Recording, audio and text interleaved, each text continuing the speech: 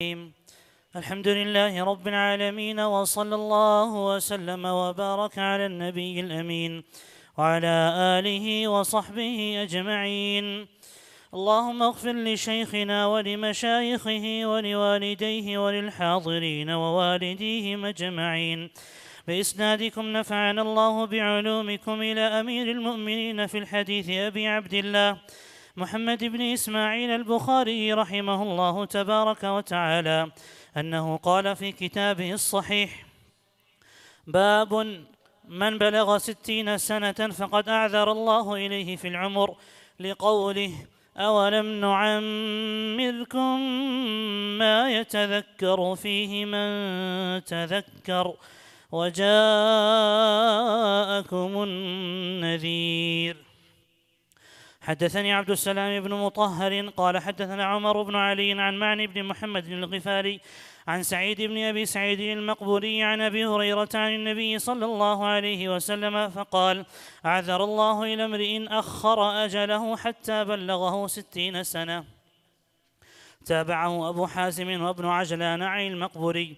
حدثنا علي بن عبد الله قال حدثنا أبو صفوان عبد الله بن سعيد قال حدثنا يونس عن ابن شهاب قال أخبرني سعيد بن المسيب أن أبا هريرة رضي الله عنه قال: سمعت رسول الله صلى الله عليه وسلم يقول: لا يزال قلب الكبير شابا في 2 في حب الدنيا وطول الأمل. قال الليث حدثني يونس وابن وهب عن يونس عن ابن شهاب قال أخبرني سعيد وأبو سلمة. وحدثنا مسلم بن إبراهيم قال حدثنا هشام قال حدثنا قتادة عن أنس رضي الله عنه قال: قال رسول الله صلى الله عليه وسلم: يكبر ابن آدم ويكبر معه 2: حب المال وطول العمر. رواه شعبة عن قتادة.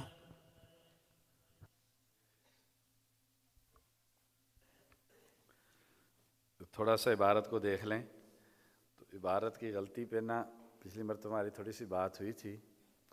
ائمہ جو ہے نا وہ بہت سخت الفاظ میں جو ہے وہ تنبیہ کی ہے اس حوالے سے، اور بعض ائمہ نے اس کو جو ہے نا وہ نبی صلی اللہ علیہ وسلم پر جھوٹ کے زمرے میں شامل کیا ہے اگر حدیث پڑھتے ہوئے اعراب کی غلطی ہو.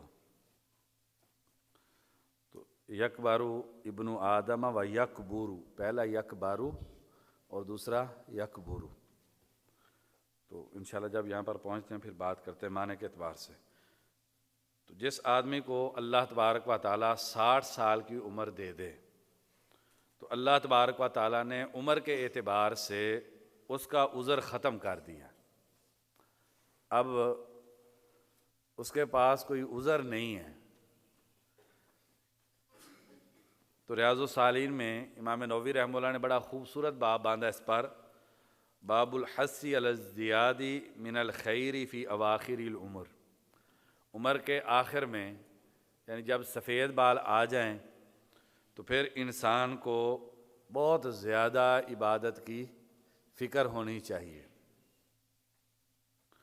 اور غفلت انسان کو یہ آخری حد ہونی چاہیے جس میں انسان جو ہے وہ کیا کرے، غفلت کو ترک کر دے.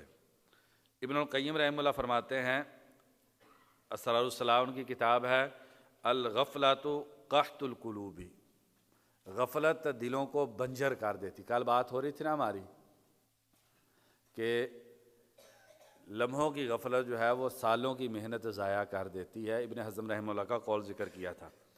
تو ابن القیم رحمہ اللہ فرماتے ہیں کہ غفلت دلوں کو بنجر کر دیتی ہے.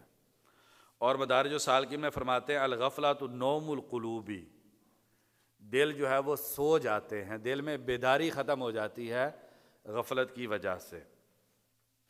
شیخ صالح فوزان انہوں نے اس حدیث کے تحت ایک تھوڑی سی بات کی ہے. انہوں نے کہا کہ اگر انسان دن میں روزانہ 3 گناہ کرے، اور یہ کوئی یعنی کہ کوئی بڑی تعداد نہیں ہے، شاید ہم اس سے بہت زیادہ گناہ کر لیتے ہیں، تو کہتے ہیں 60 سال کی عمر میں 63,720 یہ گناہ جو ہے وہ انسان کے بن جاتے ہیں.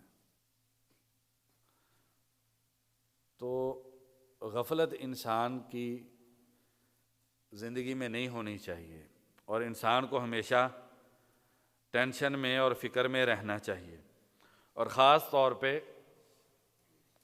اگر سفید بال آ جائیں تو پھر انسان کو بہت زیادہ محتاط ہو جانا چاہیے۔ تو جو امام بخاری رحمہ اللہ نے حدیث ذکر کیا، اللہ تبارک و تعالیٰ نے اس آدمی کا عذر ختم کر دیا ہے جسے اللہ تعالیٰ نے اتنی زندگی اس کی لیٹ کر دی کہ اسے 60 سال کی اس کو زندگی مل گئی۔ عدنان بھائی نے بھیجا ہے، وہ بھی میرے ذہن میں نہیں تھا، تو وہ حماد بن سلمہ رحمہ اللہ کا ہے۔ عبدالرحمن بن مہدی رحمہ اللہ فرماتے ہیں اگر حماد بن سلمہ رحمہ اللہ کو کہا جاتا کہ آپ کل فوت ہو جائیں گے تو جو وہ عمل کر رہے تھے اس سے زائد عمل کرنے کی ان میں طاقت نہ ہوتی، یعنی ہر روز وہ اسی طریقے سے گزارتے تھے گویا کہ یہ ان کی زندگی کا آخری دن ہے۔ یہ سیر اعلام نبلاء میں جو ہے امام ذہبی رحمہ اللہ نے ذکر کیا ہے۔ تو یہ جو آیت امام بخاری رحمہ اللہ نے ذکر کی ہے وَجَاءَكُمُ النَّذِيرُ، اس کی تفسیر میں مفسرین کا اختلاف ہے۔ جمہور مفسرین کا موقف یہ ہے وَجَاءَكُمُ النَّذِيرُ سے مراد تمہارے سفید بال آ گئے ہیں، اور سفید بال عام طور پر 30 سال سے اوپر کی عمر میں آتے ہیں۔ تو یہ اس کے اندر 2-3 باتیں ہوتی ہیں۔ پہلی کہ بچپنا ختم ہو گیا ہے، تو اب انسان کو سنجیدہ ہو جانا چاہیے۔ اگر انسان سفید بال آ گئے ہیں اور پھر بھی انسان کے اندر بچپنا ہے تو اس کا مطلب یہ ہے کہ اس انسان کا جو دل ہے وہ سخت ہو چکا ہے اور اسے نذیر فائدہ نہیں دے رہا۔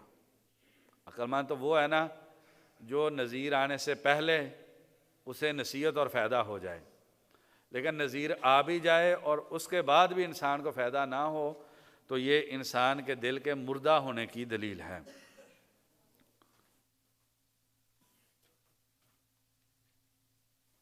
تو اس آیت کے بارے میں بھی کہ وہ نذیر سے کیا مراد ہے تو مختلف اقوال ہیں جو علماء نے ذکر کیے ہیں۔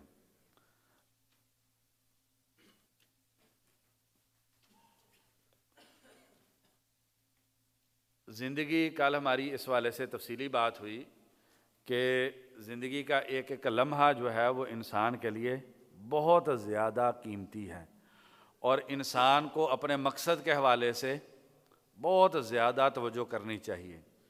ابھی ہم عورتوں کے حوالے سے بات کر رہے تھے عصر سے پہلے،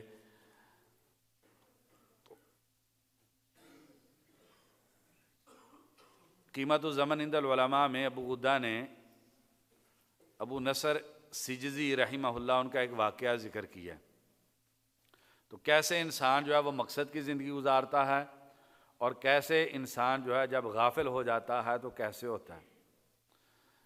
تو ایک عورت آتی ہے ان کے پاس اور آ کے انہیں 1000 دینار تھیلی میں دیتی ہے، کہتی ہے کہ یہ پیسے لے لیں اور مجھ سے آپ شادی کر لیں۔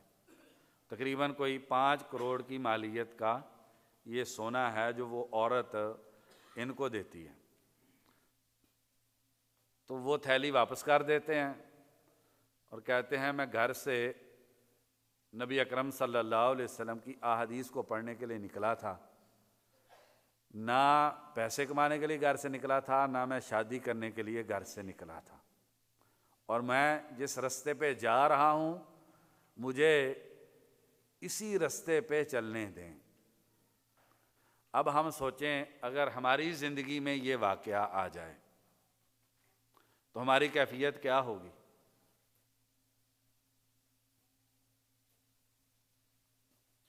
تو ایسے ہی اللہ تبارک و تعالیٰ نے عظمت عطا نہیں کر دی، ان لوگوں نے اپنی زندگی کا ایک ایک لمحہ جو ہے وہ بڑی محنت کے ساتھ جو ہے وہ گزارا۔ یحییٰ بن معین رحمہ اللہ، ابن حجر رحمہ اللہ نے تہذیب و تہذیب میں ذکر کیا 114 تھیلے جس میں رجسٹر انہوں نے لکھ کے احادیث کے لکھے ہوئے، اور ان کی طرف اشارہ کر کے فرماتے ہیں دنیا کی کوئی حدیث جو ان رجسٹروں میں نہیں ہے، جو میں نے ان تھیلوں میں رکھے ہوئے ہیں، وہ نبی صلی اللہ علیہ وسلم کی حدیث نہیں ہو سکتی۔ ان کے ترجمے میں یہ لکھا گیا ہے 10 لاکھ احادیث انہوں نے اپنے ہاتھ سے لکھی۔ آدم علیہ السلام سے لے کے محدثین کے دور تک جتنی معلوم تاریخ ہے، یحییٰ بن معین رحمہ اللہ سے بڑھ کے کسی نے محدثین کا اتفاق ہے کہ ان سے زیادہ کسی نے اپنے ہاتھ سے علم لکھنے والی عبادت نہیں کی۔ 10 لاکھ احادیث جو ہے وہ اپنے ہاتھ سے انہوں نے قلم بند کی۔ تو پھر امام احمد رحمہ اللہ جیسا محدث فرماتے ہیں کہ جس حدیث کو یحییٰ بن معین نہیں جانتے وہ حدیث نہیں ہو سکتی۔ تو یہاں پر ایک تھوڑی سی بات کر لیں، موضوع سے ہٹ کر ہے کہ اب یہ جو ائمہ نا، یہ امام یحییٰ بن معین ہے، علی بن مدینی رحمہ اللہ ہے، امام احمد ہیں، امام بخاری رحمہ اللہ ہے، یہ لوگ جب کسی حدیث کے بارے میں کوئی فیصلہ دے دیتے ہیں تو وہ پتھر پہ لکیر ہی ہے۔ خاص طور پہ ان میں سے 2 اگر کسی حدیث کے بارے میں کوئی فیصلہ دے دیں اور ان میں سے کوئی اس کی مخالفت میں نہ جائے، پھر پہاڑ اپنی جگہ چھوڑ سکتا ہے، حدیث کا حکم اپنی جگہ نہیں چھوڑ سکتا۔ میں تھوڑا سا آپ کے سامنے ایک تقابل رکھنا چاہتا ہوں۔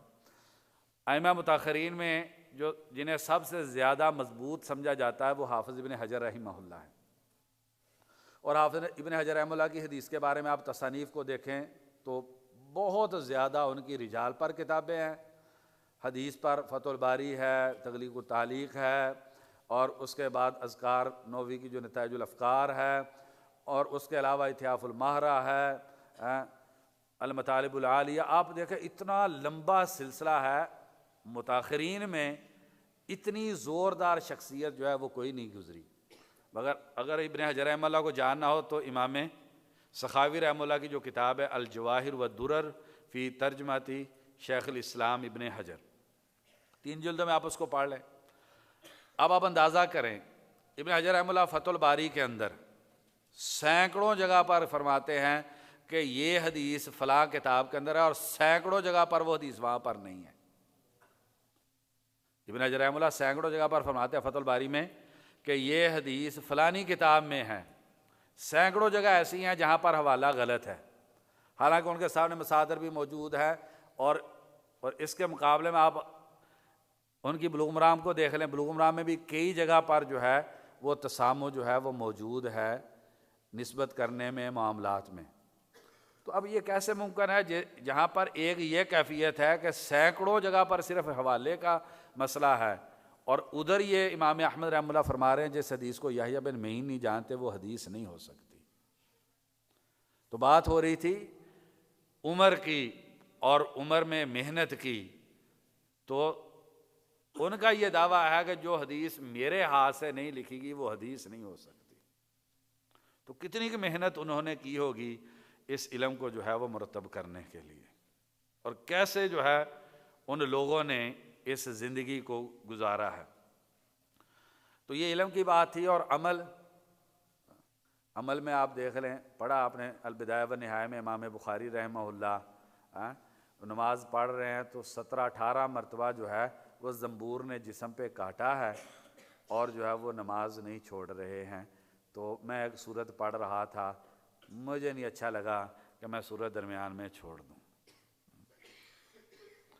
اور ہمیں کتنی مرتبہ ایسے ہوتا ہے کہ نماز کے اندر سورت پڑھی جاتی ہے، بعد میں کوئی پوچھ لے کون سی سورت پڑھی گئی ہے، تو وجہ کیا ہے؟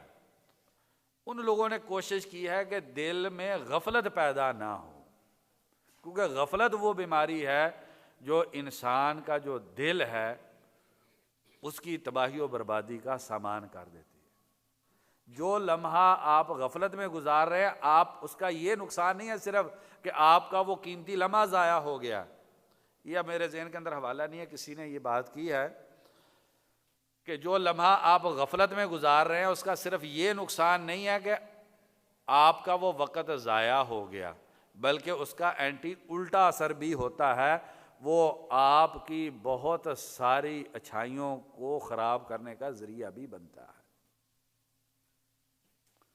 تو اس لیے غفلت جو ہے وہ کسی صورت نہیں ہونی چاہیے، اور ہمہ وقت جو ہے وہ انسان اس کو اس والے سے توجہ رکھنی چاہیے۔ بقیہ وہ ترمذی شریف کی جو حدیث ہے وہ تو ضعیف ہے کہ میری امت کی جو عمریں ہیں وہ 60 سے 70 سال کے درمیان میں ہیں، کم ہی لوگ جو ہے وہ اس کو پار کرتے ہیں۔ یہ حدیث جو ہے وہ پایا ثبوت کو واللہ عالم جو ہے نہیں پہنچتی، لیکن سفید بال آ جانے کے بعد انسان کو اپنی غفلت جو ہے وہ ختم کر دینی چاہیے۔ جی یہ دوسری حدیث جو ہے، آدمی بڑا ہوتا ہے تو عقل کا تقاضا یہ ہے کہ انسان کو آخرت کی فکر زیادہ ہونی چاہیے، لیکن جو دنیا کی محبت والا انسان ہوتا ہے، جس کے دل میں دنیا کی محبت ہوتی ہے، تو اس کا نقصان کیا ہوتا ہے؟ اس کا نقصان یہ ہوتا ہے کہ اس عمر کے اندر عبادت زیادہ کرنی تھی، انسان زیادہ غفلت کا شکار ہو جاتا ہے، بلکہ زیادہ دنیا دار ہو جاتا ہے۔ اور اس والے سے فخر الدین رازی رحمہ اللہ کی کتاب ذم اللذات الدنیا، اس کا تھوڑا سا آپ جو ہے وہ مطالعہ کر لیں۔ حالانکہ بڑھاپے کے اندر ہونا یہ چاہیے تھا کہ یہ محبت کمزور ہو جاتی اور انسان اپنے انجام کے حوالے سے فکر مند ہو جاتا اور غفلت کو ترک کر دیتا۔ الٹا اثر یہ ہو رہا ہے، حب الدنیا اور طول العمل جو ہے وہ انسان کی بڑھتی جا رہی ہے۔ ابو ذر رضی اللہ عنہ کے بارے میں شعب الایمان، یہ شعب الایمان اور الترغیب و ترہیب، یہ دونوں کتابیں بہت خوبصورت کتابیں ہیں، کثرت کے ساتھ جو ہے ان کا مطالعہ کرنا چاہیے۔ ابو ذر رضی اللہ عنہ کے گھر میں کچھ لوگ آئے، انہوں نے کہا آپ کے گھر کے اندر فرنیچر اور سامان نہیں ہے۔ تو فرمانے لگے ہمارا ایک گھر ہے، ہم اس کی طرف متوجہ کیے گئے ہیں، ہمیں اس گھر کی سامان کی ٹینشن اور فکر ہے، جب بھی ہمیں کوئی چیز ملتی ہے ہم اس گھر کے لیے بھیج دیتے ہیں۔ تو کس کہنے والے نے کہا کہ ادھر بھی تو تھوڑی سی ضرورت ہے نا، ہم بات کیا کر رہے تھے، مہمان آئیں گے کیا کہیں گے، زمانے والے کیا بات کریں گے، تو ادھر بھی کچھ ضرورت ہے۔ تو فرمانے لگے گھر کا مالک جو ہے نا، اس نے ادھر گھر میں رہنے نہیں دینا۔ سمجھ گئے بات؟ اللہ احکام الحاکمین جو اس دنیا کے گھروں کا مالک ہے، گھر کا جو مالک ہے نا، مسئلہ یہ ہے اس نے اس گھر کے اندر رہنے نہیں دینا۔ جب اس نے گھر کے اندر رہنے نہیں دینا تو پھر سامان کیوں ڈالیں اس گھر کے اندر؟ تو اس لیے میں نے اپنے گھر کے اندر سامان ہی ڈالا۔ کل آپ کو حدیث سنائی تھی بخاری شریف کی کہ سیدنا عمر فاروق رضی اللہ عنہ جب آئے تھے تو کھجور کی چٹائی پہ آپ صلی اللہ علیہ وسلم لیٹے، جسم پہ نشان، اور پورے گھر کے اندر کیا، 3 چمڑے کے ٹکڑوں کے علاوہ گھر کے اندر کوئی چیز نہیں تھی۔ تو یہ گھر ہمارے نہیں ہیں، تو یہ گھر کے مالک نے ادھر ہمیں رہنے نہیں دینا، تو لہذا اتنا مضبوط بنائیں گے گھر کو 100 سال، اتنا اس کے اندر فرنیچر ڈالیں گے، کتنے کے اس کے اندر جو ہے نا وہ بیڈ لگائیں گے، اور کتنی کے اس کے اندر ٹیلیں لگانی ہیں۔ گھر ہمارا نہیں ہے، اس لیے عقل مند آدمی اپنے گھر میں سرمایہ ڈالتا ہے، دوسروں کے گھر میں کوئی بھی عقل مند آدمی جو ہے وہ اپنا سامان جو ہے وہ نہیں رکھتا۔ تو یہ یکبارو ابن آدمہ و یکبورو، کابیرہ یکبارو ہوتا ہے عمر میں بڑا ہو جانا، کابیرہ یکبارو کیا ہوتا ہے، عمر میں بڑا ہو جانا، اور کابارہ یکبورو کا مطلب ہوتا ہے کسی چیز کا عظیم ہو جانا۔ تو یکبارو ابن آدمہ، آدم کا بیٹا عمر میں بڑا ہوتا ہے، و یکبورو، اور عظیم ہوتی جاتی ہیں 2 چیزیں، ایک مال کی محبت اور ایک جو ہے عمر کی لمبا ہونا، اور اس والے سے۔ اب یہ بھی ایک عربی زبان کا بڑا عظیم باب ہے، اس پہ بھی توجہ ہونی چاہیے کہ فعل کا باب بدلنے سے بھی معنی تبدیل ہو جاتا ہے، اور ہم ایک فعل ہے اس کے بارے میں تقریباً ہم جو ہے وہ غلط ہی کرتے ہیں۔ ہم کہتے ہیں ناسبہ ینسبو، نسبت کرنا۔ ناسبہ ینسبو نسبت کرنا نہیں ہوتا، ناسبہ ینسبو غزل کہنے کے معنی میں ہوتا ہے۔ نسبت کرنا ناسبہ ینسبو ہوتا ہے۔ اب جتنے بھی ہمارے ادھر پاکستان میں دیکھیں، جتنے بھی ضبط ہوتے ہیں یا بولتے دیکھیں گے تو کیا کرتے ہیں؟ ناصبہ ینسبو کہتے ہیں. ناصبہ ینسبو غزل کہنے کو کہتے ہیں. نصیب یہ شعر کی ایک قسم ہے، اور نسبت کرنا جس کو ہم کہتے ہیں وہ ناصبہ ینسبو ہوتا ہے. تو افعال کے حوالے سے وہ ابواب کے جو اثرات ہیں اس حوالے سے دیکھ لینا چاہیے. جی ٹھیک ہے جی، پڑھیں جی. أحسن الله إليكم. قال رحمه الله تبارك وتعالى: باب العمل الذي يبتغى به وجه الله. فيه سعد.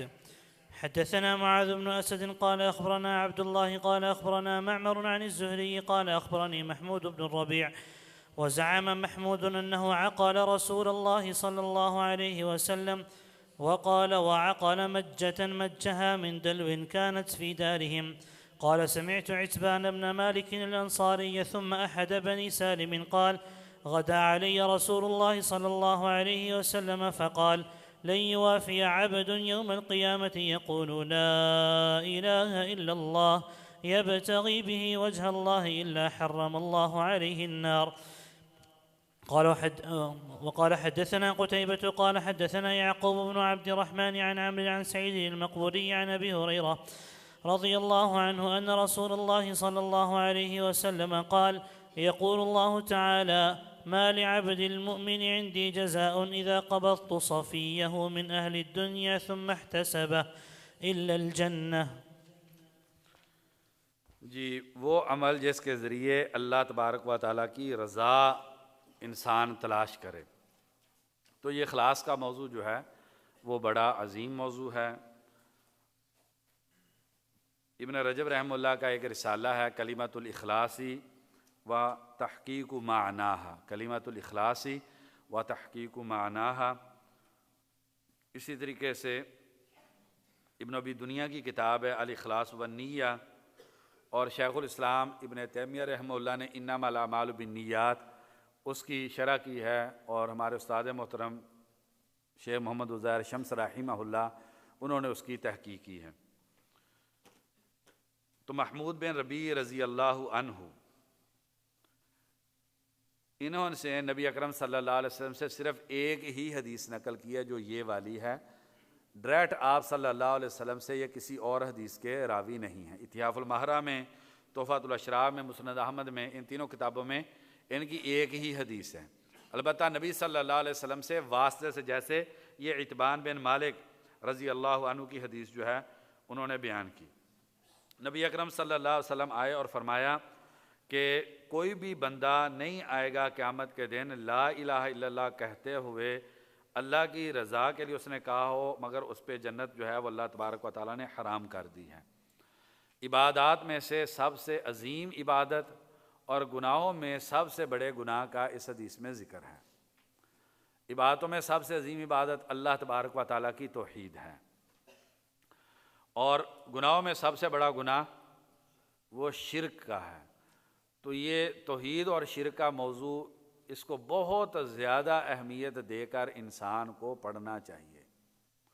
تو نبی اکرم صلی اللہ علیہ وسلم نے جو تعلیم کی ترتیب بتلائی ہے اس میں سیدنا معاذ رضی اللہ عنہ کو جب یمن کی طرف بھیجا تھا تو سب سے پہلے جس علم کے حوالے سے بتلایا تھا کہ آپ نے لوگوں کو جا کے سکھلانا ہے وہ کس چیز کا علم ہے؟ اللہ تبارک و تعالیٰ کی توحید کا علم. تو کیا یہ علم جو ہے یہ کوئی محدود سا یا مختصر سا علم ہے؟ نہیں، جو سب سے افضل علم بھی علم و توحید ہے، اور سب سے مشکل علم بھی جو ہے وہ علم و توحید ہے. سب سے افضل تو اس کے بارے میں کوئی شک نہیں ہے. سب سے مشکل کیسے ہے؟ اس علم کی جو دقائق اور بریک بینیاں ہیں ان کو سمجھنا جو ہے وہ بہت زیادہ کٹھن ہے. کیوں؟ کیونکہ پورے دین کی بنیاد جو ہے وہ اسی چیز پر ہے، اور سارے اعمال کا تعلق جو ہے وہ اسی سے ہے. مثلا اب نماز ہے، اللہ تبارک تعالیٰ قرآن میں کیا فرماتے ہیں؟ وَأَقِیمُوا الصَّلَاةَ وَلَا تَکُونُوا مِنَ الْمُشْرِکِینَ. نماز قائم کرو اور مشرک نہ بن جاؤ. ابن القیم رحمہ اللہ فرماتے ہیں کہ انسان جو بھی گناہ کرتا ہے تو شرک کرتا ہے. جب بھی انسان جو گناہ کرتا ہے تو انسان کیا کرتا ہے؟ شرک کرتا ہے۔ آگے وہ شرک کے درجات ہیں، کیسے؟ نبی اکرم صلی اللہ علیہ وسلم نے فرمایا لا یزنی زانی حین یزنی وہو مؤمن ولا یسرق السارق حین یسرق وہو مؤمن۔ زنا کرنے والا جب زنا کر رہا ہوتا ہے تو شرک کر رہا ہوتا ہے، ایمان کی حالت میں گناہ نہیں کر رہا ہوتا ہے، اور جب چور چوری کر رہا ہوتا ہے تو وہ شرک کی حالت میں کر رہا ہوتا ہے، ایمان کی حالت میں نہیں کر رہا ہوتا۔ تو ابن القیم رحمہ اللہ نے تو کافی لمبا لکھا ہے، مختصراً جو آپ کے ساتھ میں بات کرتا ہوں۔ مثلا انسان چوری کرتا ہے، کیوں کرے گا چوری؟ اسے مال سے محبت ہوگی، تو محبت عبادت ہے۔ محبت اللہ تبارک و تعالیٰ کے ساتھ ہونے کے بجائے اس نے ساتھ شراکت کر لی ہے مال کی محبت، تو محبت اعمال القلوب میں سے ہے، عبادات میں سے ہے۔ اس لیے نبی اکرم صلی اللہ علیہ وسلم نے اس کے لیے عبودیت کا لفظ بولا ہے نا، تعیس عبد الدرہمی، تعیس عبد الدیناری۔ دوسرا، وہ انسان اس پیسے کے حوالے سے خوف کا شکار ہوتا ہے، اسے ڈر ہوتا ہے یہ پیسہ مجھ سے چلا نہ جائے، اور خوف اللہ تبارک و تعالیٰ سے ہونا چاہیے۔ تو اس طریقے سے انہوں نے کافی لمبی فہرست دی ہے کہ انسان جب گناہ کر رہا ہوتا ہے تو تب انسان کئی اعمال القلوب وہ اللہ تبارک و تعالیٰ کے ساتھ کسی نہ کسی درجے کے اندر جو ہے وہ شراکت کر رہا ہوتا ہے۔ اس لیے انسان یہ سمجھ لے میں تو اہل حدیث ہوں، میں توحید پرست ہو گیا ہوں، تو نہیں۔ آپ جب توحید پر لکھی گئی کتابیں ابن مندہ رحمہ اللہ کی، ابن خزیمہ رحمہ اللہ کی، اور تجرید التوحید جو ہے امام مقریزی رحمہ اللہ کی، تو ان کو جب آپ پڑھیں گے تو ہم زیادہ ہماری توجہ توحید کے حوالے سے وہ اعمال بدن کی طرف زیادہ توجہ ہماری ہوتی ہے۔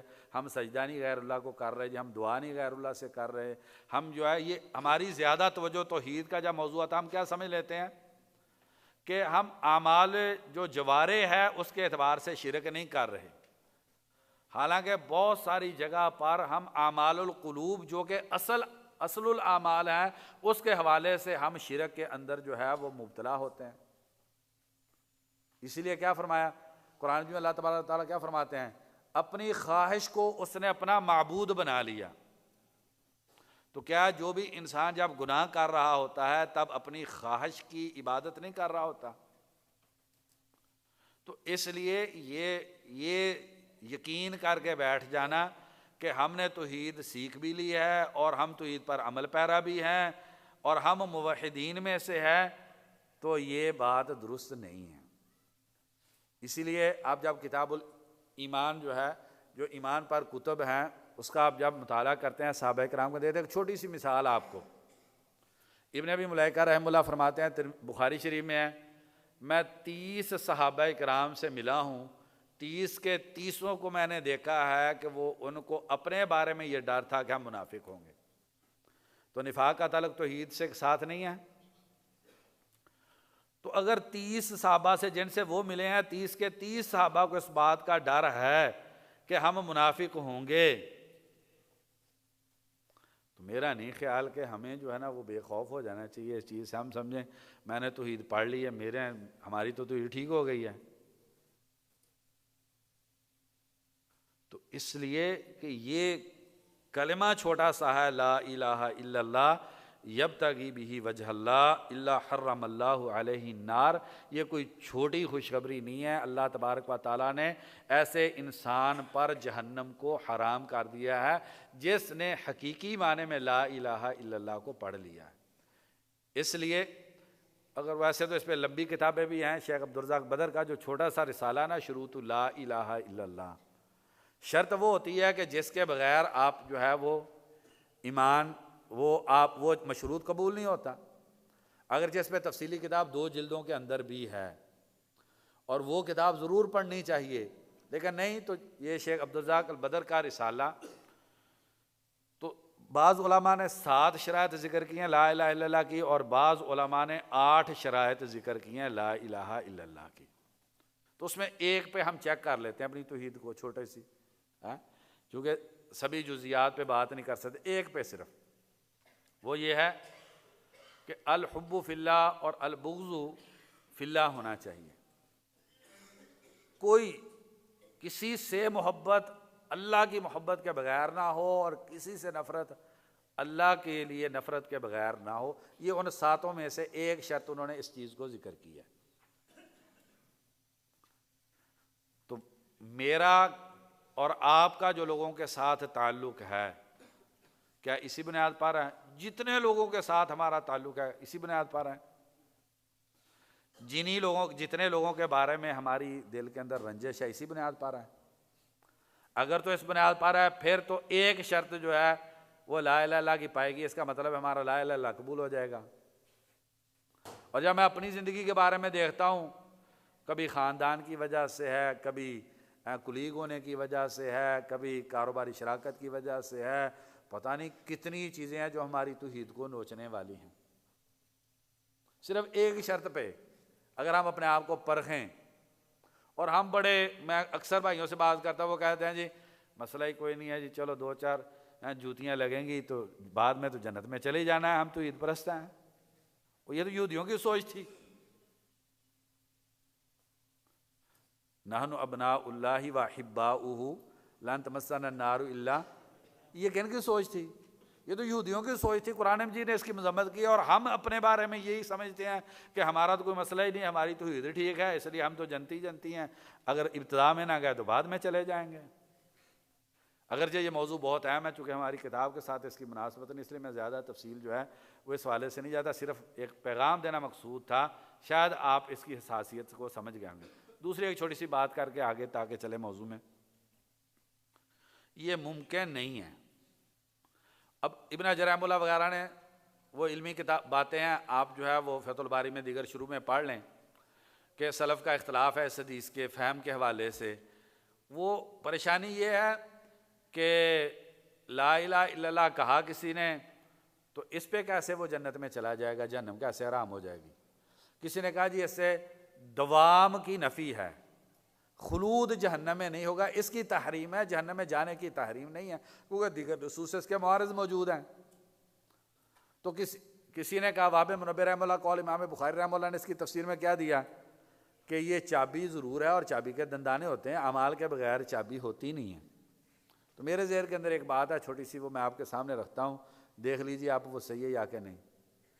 وہ بات یہ ہے لا الہ الا اللہ صحیح پڑھا ہوا اپنی شرائط کے مطابق اگر ہے تو یہ ممکن ہی نہیں ہے کہ انسان جو ہے وہ بد عمل ہو جائے۔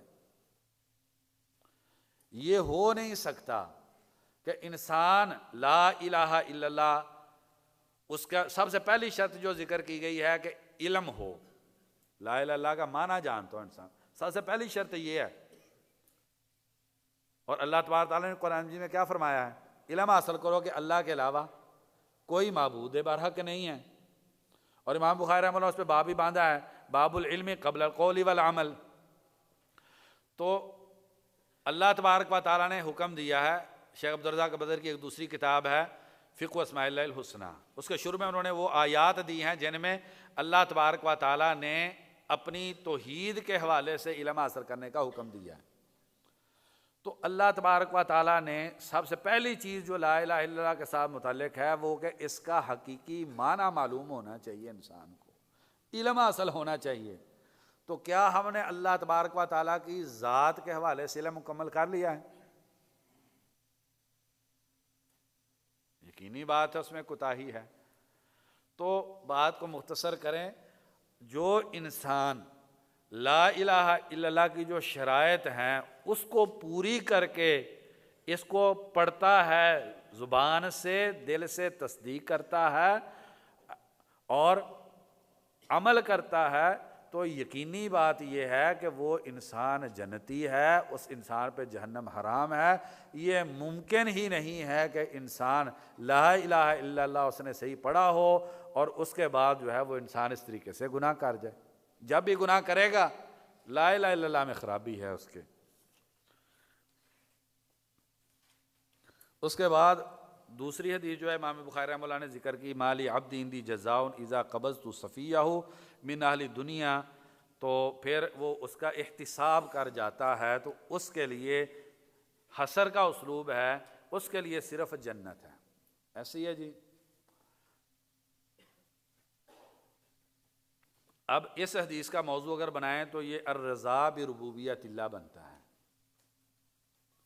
تو نبی اکرم صلی اللہ علیہ وسلم نے فرمایا، مسلم شریف کی حدیث ہے، من راضی باللہ ربا وبالاسلام دینا وبمحمد رسولا وجبت لہ الجنہ، جو آدمی اس بات پہ راضی ہے کہ میرا اللہ میرا رب ہے، تو اس انسان کے لیے جنت واجب ہے۔ تو کیا ہم اس بات پہ راضی ہیں کہ ہمارا اللہ ہمارا رب ہے؟ راضی ہیں کہ اتنی بڑی خوشخبری ہے اس پہ کہ جو اس بات پہ راضی ہو گیا اس کے لیے جنت واجب ہو گئی۔ چلو چیک کرتے ہیں تھوڑا سا۔ مدرسے میں پڑھتے پڑھاتے ہیں اور سوچتے ہیں اگر یونیورسٹی میں کر لیں گے تو مالی طور پہ ٹھیک ہو جائیں گے۔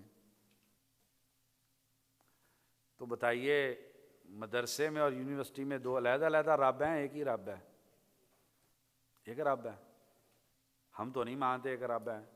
ہماری عملی زندگی، اگر ہم کو یہ کہا جائے کہ پروفیسر کی بھی آپ کو آفر ہے اور جامعہ سلفیہ اسلام آباد میں، اب تنخواہیں ادھر اچھی ہوتی ہوں گی نا جی، بڑا شہر ہے، تو 20-25 ہزار روپیہ آپ کو دیں گے، تو کس کا آپ انتخاب کرنا ہے؟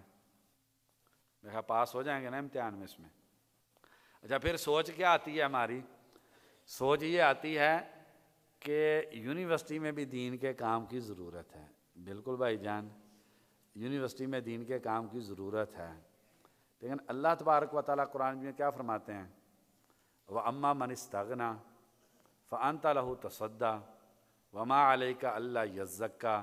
جو دین آپ کے پاس پڑھنا نہیں چاہتا، آپ جا کے زبردستی اس کو دین پڑھانا چاہتے ہیں، آپ پہ تو پکڑ ہی نہیں تھی کہ وہ متقی بنتا نہ بنتا، آپ پہ پکڑ ہی نہیں تھی۔ وَأَمَّا مَنْ جَاءَكَ يَسْعَىٰ وَهُوَ يَخْشَىٰ فَأَنْتَ عَنْهُ تَلَهَّىٰ۔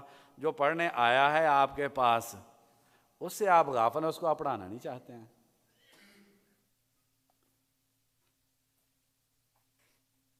ایسے نہیں ہے کہ ہمیں یونیورسٹی والے تو دین پڑھنا نہیں چاہتے، ہمیں ان کی ٹینشن ہے کہ ہمیں ان کو دین پڑھانا، اگر نہیں دین پڑھائیں گے تو یہ ہو جائے گا، ان کا وہ ہو جائے گا۔ اور جو مدرسے میں دین پڑھنے کے لیے آئے ہیں، ہمیں تو اللہ تبارک تعالیٰ نے یہ کہا تھا وَاصْبِرْ نَفْسَكَ مَعَ الَّذِينَ يَدْعُونَ رَبَّهُمْ بِالْغَدَاةِ وَالْعَشِيِّ، ان کے ساتھ باندھ کے رکھنا ہے اپنے آپ کو جو مدرسے والے ہیں۔ میں قطعاً یہ نہیں کہہ رہا کہ جو ہے یہ اسکول کالج یونیورسٹی میں پڑھانا جو ہے وہ حرام ہے، یہ بات نہیں میں کر رہا، لیکن میں اس سوچ کی، ابھی کراچی کے اندر میں ایک جگہ پر میٹنگ میں تھا، تو انہوں نے کہا جی فلانا اسلام آباد کے کسی ادارے کے انہوں نے ذکر کیا مجھے، ڈاکٹر فراز صاحب نے، کہ ادھر انگلش کے اندر اسلامیت پڑھانی تھی، تو کوئی آدمی ایسا کوالیفائڈ نہیں تھا اہل حدیث جو نا انگلش پڑھا سکتا، تو فلانے کو دے دی۔ تو اس پہ نا جی سارے بھائی بڑی ٹینشن میں تھے۔ کس حوالے سے؟ کہ ہم ایک ایسا بھی آدمی تیار نہیں کیا جس کے بعد ڈگری بھی ہو پی ایچ ڈی کی اور انگلش کے اندر اسلامیات بھی پڑھا سکتا ہو اور اس کی انگلش اس لیول کی ہو اس لیول کی ہو۔ تو سارے بھائی بڑے پریشان تھے اور پلاننگ کر رہے تھے، یار ہمیں بھی کچھ ایسا کرنا چاہیے کہ ہمارا بھی ہو جائے۔ میں نے کہا بہت اچھی چیز ہے، مدرسے میں پڑھانے والا استاد ہے؟ کہتے ہیں نہیں۔ میں کہا اس کی کوئی ٹینشن نہیں ہے، ہمیں جتنی ٹینشن ہے بیوروکریسی میں ہمارے نہیں ہے جی، ہم نے بیوروکریسی میں کمپٹیشن کرنا ہے، ہم نے جو جوڈیشری کے اندر یہ کرنا ہے، ہم نے فلانے سیکٹر کے اندر یہ ہماری کمی ہے۔ بھائی کبھی مدرسے کے بارے میں بھی سوچا ہے کہ ادھر بھی کوئی کمی ہے؟ ادھر کیا ہے؟ ادھر کیا ہے؟ تو اللہ تبارک و تعالیٰ کے، مجھے ابھی تک نہیں ملا کوئی پروفیسر، میں نے بہت سارا سے پوچھا ہے، ہو سکتا ہے کوئی ہو۔ میں نے کہا کہ صرف آپ اس لیے یونیورسٹی کے اندر چلے گئے، 1% بھی آپ کے ذہن کے اندر پیسے کا تقابل نہیں تھا، مدرسے اور یونیورسٹی کے حوالے سے آپ کے ذہن میں 1% بھی نہیں تھا کہ یونیورسٹی میں مالی معاملات بہتر ہیں مدرسے کی بنسبت۔ صرف ایک وجہ سے آپ یونیورسٹی اور کالج کے اندر چلے گئے کہ میں اللہ تبارک و تعالیٰ کے دین کا کام زیادہ فائدہ جو ہے وہ میں کالج اور یونیورسٹی کے اندر دے سکتا ہوں. میں نے بہت ساروں سے پوچھا ہے, انہوں نے کہا نہیں جی ہم نے معیشت 20 ساتھ سوچی ہے. آپ اگر کسی کو ایسے کو جانتے ہو مجھے ملائیے گا تاکہ کم از کم اپنا موقف تو تبدیل کر لوں نا جی, کہ اس لیے صرف جو ہے وہ کالج یونیورسٹی کے اندر اس نے انتخاب کیا کہ یہاں پر دین کے کام کی زیادہ ضرورت ہے. اگر میں مدرسے کے اندر رہ کے دین کا کام کرتا وہ کم ہونا تھا. میری صلاحیتوں کا فائدہ دین کے اعتبار سے کالج یونیورسٹی کے اندر زیادہ تھا, اس لیے میں صرف پیسے کا 1% بھی میرے ذہن میں نہیں تھا, اس وجہ سے میں کالج یونیورسٹی کے اندر چلا گیا تھا. انا اغنی الشرکاء یعنی شرکی, اللہ تبارک و تعالیٰ کو شراکت پسند نہیں ہے. تو ہم اس کا جائزہ لے رہے تھے, من رضی باللہ ربن, من رضی باللہ ربن. تو اس کے لیے جو ہے حالانکہ یہ جو کوئی پریشانی آ جاتی ہے تو یہ پریشانی میں تو کوئی پریشان ہونے کی بات ہی نہیں ہے. عدۃ الصابرین جو ہے ابن القیم رحمہ اللہ کی پڑھے, بہت عظیم کتاب ہے اور اس کو ضرور جو ہے وہ پڑھنا چاہیے. شریح رحمہ اللہ فرماتے ہیں آدمی پہ جب بھی کوئی مصیبت آتی ہے تو اللہ تبارک و تعالیٰ کی ہر مصیبت میں 3 نعمتیں ہوتی ہیں. سب سے پہلی نعمت یہ ہے کہ وہ دین کے بارے میں مصیبت نہیں تھی. ولا تجعل, اگرچہ روایت ضعیف ہے لیکن معنی لے سکتے ہیں, ولا تجعل مصیبتنا فی دیننا, ہمیں دین کی مصیبت کی ٹینشن ہی نہیں ہوتی. میں باہر نکلا تھا, کسی مال میں گیا تھا, میں نے لڑکی کو دیکھ لیا اور میری آنکھوں نے زنا کر لیا, اللہ کی میں گرفت کا حقدار بن گیا, تو میرے یہ دین کی مصیبت آ گئی, اس کی ہمیں ٹینشن ہی نہیں ہوئی. ہاں اگر جیب کسی میں میٹرو کے اندر جا رہے تھے کسی نے پاکٹ مار لی ہے تو سارا دن ہمیں ٹینشن ہے. ہونی اس چیز کی ٹینشن چاہیے تھی کہ میری یہ نیکی خراب ہو گئی ہے, میری عبادت, میری نماز رہ گئی ہے. عبداللہ بن عمر رضی اللہ عنہما عشاء کی نماز ایک مرتبہ جماعت کے ساتھ نہیں پڑھ سکے, تب طبقات ابن سعد میں ساری رات نوافل پڑھتے رہے اور روتے رہے, اللہ تبارک و تعالیٰ سے معافی مانگتے رہے. تو شریح رحمہ اللہ فرماتے ہیں سب سے بڑی پہلی نعمت یہ ہے کہ انسان اللہ کا شکر ادا کرے کہ یہ مصیبت دین میں نہیں آئی تھی, دنیا کے اعتبار سے یہ مصیبت تھی. اور دوسرا اتنی آئی ہے اس سے بڑی نہیں آئی. ہم کیا کہتے ہیں, یا اللہ تیرا شکر ہے جان بچ گئی. یہ مصیبت اتنی آئی ہے اس سے بڑی نہیں آئی, میری طاقت سے باہر کی مصیبت نہیں آ گئی. اور تیسری چیز, بڑی عظیم چیز, میرے رب نے میری تقدیر میں لکھی تھی اور میرا رب ارحم الراحمین ہے, میں اللہ کی تقدیر پہ راضی ہوں. تقدیر کا ایمان, تقدیر پر ایمان لانا یہ حقیقی معنی میں انسان کے ایمان کو صحیح بناتا ہے. شفاء العلیل جو ہے ابن القیم رحمہ اللہ کی تقدیر کے حوالے سے ضرور اس کا مطالعہ کریں. تقدیر کا ایمان یہ حقیقی معنی میں انسان کو ایمان بناتا ہے. مومن صحیح معنی میں تقدیر کا ایمان جو ہے وہ انسان کو مومن بناتا ہے. اگر تقدیر کا ایمان انسان کا ٹھیک ہو جائے, پوری دنیا کی مصیبتیں انسان پہ ٹوٹ جائیں, انسان کو ایک ذرے کی پرواہ نہیں ہے. کیوں؟ جب انسان یہ مانتا ہے, ابن القیم رحمہ اللہ کیا لکھتے ہیں, جب انسان یہ مانتا ہے کہ اللہ کا الحاکم ارحم الراحمین ہے, ہمارا ہے ایمان یا نہیں؟ اللہ تبارک و تعالیٰ ارحم الراحمین, یہ ہمارا ایمان ہے. ماں ٹانگ توڑ دے گی تو ارحم الراحمین نے توڑی ہے, اگر تو وشر لیس الیک, اللہ کی طرف نسبت نہیں ہے, تخلیق اللہ تبارک و تعالیٰ کی ہی ہے, تو اس کے اندر پتہ نہیں کتنی زیادہ حکمتیں ہیں اور اس کے اندر اللہ تبارک و تعالیٰ نے کتنی خیریں رکھی ہیں. کل میں نے آپ کو ابن تیمیہ رحمہ اللہ کا قول سنایا تھا, فرماتے ہیں جنت کے کئی درجات ایسے ہیں وہ مصائب پر صبر کے بغیر حاصل ہو نہیں سکتے, انسان عبادت کر کے اس مقام تک پہنچ نہیں سکتا. اسی لیے نبی اکرم صلی اللہ علیہ وسلم نے فرمایا, مسلم شریف کی حدیث ہے انشاءاللہ, کہ سب سے زیادہ مصائب جو ہے وہ انبیاء کو آتے ہیں, اور پھر جتنے انبیاء کے قریب ہوتے ہیں. تو انسان اس بات پہ, تیسری نعمت اس کے اندر کیا ہے کہ انسان یہ کہتا ہے کہ یہ میرے اللہ تبارک و تعالیٰ نے میرے لیے مقدر کی تھی، اور اللہ تبارک و تعالیٰ میرے لیے، وہ حدیث آپ سب کے ذہن میں ہے نا، وہ ایک جہاز سے واپس آ رہے، خیمے لگے ہوئے، آپ صلی اللہ علیہ وسلم نے دیکھا ایک عورت خیمے سے نکلی ہے، پردے کی بھی پرواہ نہیں، ادھر بھاگ رہی ہے، ادھر بھاگ رہی ہے، ادھر بھاگ رہی ہے۔ تو پھر ایک بچے کو دیکھا، پکڑتی ہے، چومتی ہے، ماں کی ممتا آپ دیکھ لیں بچہ گم ہو جائے۔ تو آپ صلی اللہ علیہ وسلم نے صحابہ کو مخاطب کر کے فرمایا ترونا حاذہ طاریحۃ ولدہا فی النار، کیا سمجھتے ہو یہ آگ میں بچہ پھینک دے گی؟ کہا اللہ کے نبی کیسے پھینک دے گی؟ تو فرمایا للہ ارحم بعبادی من حاذہ بولدہا۔ مسئلہ یہ ہے کہ ہم اللہ تبارک و تعالیٰ کو سمجھنے کی کوشش نہیں کرتے، دیگر چیزوں میں بہت محنت کرتے ہیں، لیکن اللہ تبارک و تعالیٰ کو سمجھنے کے لیے تو اسی لیے بخاری شریف کے حدیث ہے، نبی اکرم صلی اللہ علیہ وسلم نے فرمایا ما اوتی احد عطاء خیرا و اوسع من الصبر، اللہ تبارک و تعالیٰ نے صبر سے بڑی نعمت کسی کو عطا نہیں کی، اس سے بڑی نعمت جو ہے وہ انسان کو کبھی ملی نہیں ہے۔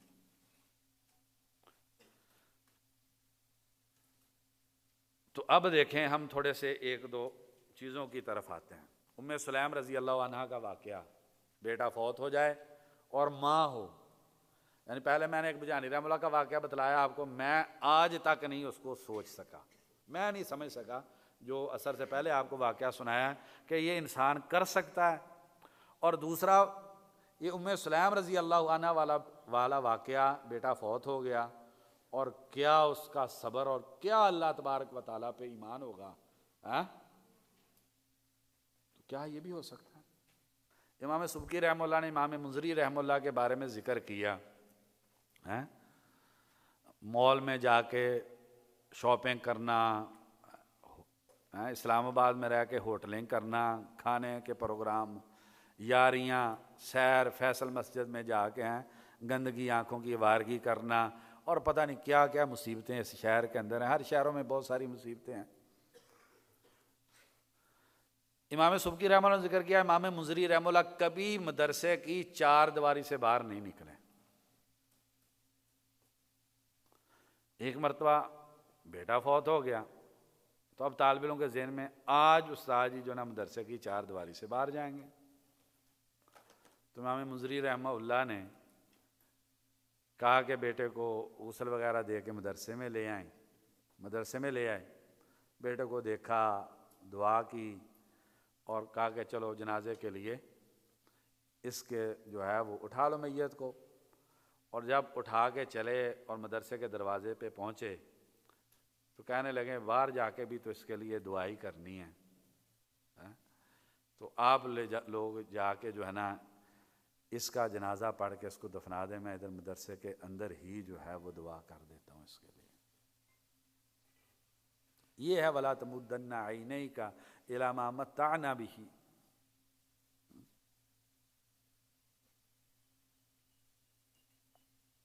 کیا یار یہ لوگ، کیا انہوں نے دین سمجھا ہوگا؟ سید نذیر حسین محدث دہلوی رحمہ اللہ بخاری شریف پڑھا رہے ہیں، کسی نے آگے خبر دی آپ کا بیٹا فوت ہو گیا، 1 منٹ کے لیے سبق روکا، انا للہ پڑھا، دعا کی، پھر کہنے لگے جا کے غسل کا اہتمام کرو، کفن دو، جنازہ پڑھا کے دفنا دو۔ اللہ کی مانت تھی، اللہ تبارک تعالیٰ نے واپس لے لی ہے، میں نے بھی جنازے میں جا کے جو ہے وہ دعائی کرنی تھی، ان بچوں کا بخاری کا سبق ضرور خراب کرنا ہے، میں نے ان کو میں سبق پڑھا دیتا ہوں، آپ لوگ جو ہے میرے بیٹے کا جنازہ پڑھا کے دفنا دیں۔ کل بات کر رہے تھے ہم سید الخاطر کی، ابن الجوزی رحمہ اللہ اس میں لکھتے ہیں وہ جتنی چیز قیمتی ہوتی ہے اتنی قربانی بڑی دینی پڑتی ہے، اور کہتے ہیں سب سے عظیم اور قیمتی چیز وہ دین کا علم ہے۔ یہ وہ دین کا علم ہے جس کی ہماری زندگی میں کوئی اہمیت نہیں رہ گئی، ہماری زندگی میں اہمیت ہے پیسے کی، موبائل کی، یارانوں کی، اور پتہ نہیں کن کن چیزوں کی اہمیت ہے۔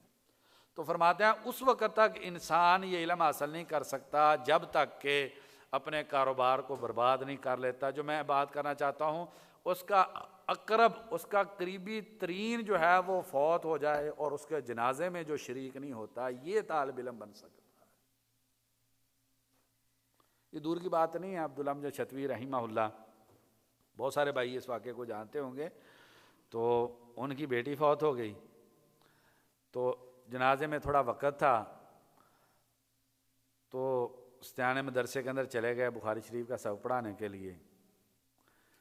جو ہے نا بخاری کا سبق پڑھا رہے تھے تو استیانے کی جو جامعہ کی مسجد ہے اس میں اعلان ہوا کہ شیخ الحدیث عبداللہ امجد چھتوی رحمہ اللہ ان کی بیٹی فوت ہوگی اور اتنے بجے اس کا جنازہ ہوگا. تو بچے پریشان ہو گئے, کہنے لگے استاد جی, یعنی کسی کو پتہ ہی نہیں چلنے دیا کہ گھر کے اندر میت پڑی ہوئی ہے بیٹی کی اور وہ سبق پڑھانے کے لیے چلے گئے ہیں. اور تب مدرسے میں پتہ چلا جب اعلان مسجد میں ہوا تو بچے کہنے لگے استاد جی آج ناغہ کر لیتے. تو کہتے کہ بیٹی تھی, امانت تھی, جانا ہی تھا اس نے, تو آپ کا سبق کا ناغہ میں ضرور کرتا. یہ ہے سمحتب صابہ, پھر وہ احتساب کر گیا, پھر اللہ تبارک و تعالیٰ پہ راضی ہو کر اس کو اجر و ثواب کے لیے اس پہ صبر کر گیا. اس آدمی کے لیے یقینی طور پہ جنت ہے. یہ تو پورے بندے کی بات ہو رہی ہے. بخاری شریف کی حدیث ہے میں اگر کسی آدمی کی دو محبوب چیزیں آنکھیں لے لوں فصبر, صبر کر جائے, عوضتہ فیہم الجنہ, میں اس کے بدلے میں اس کو جنت دے دیتا ہوں.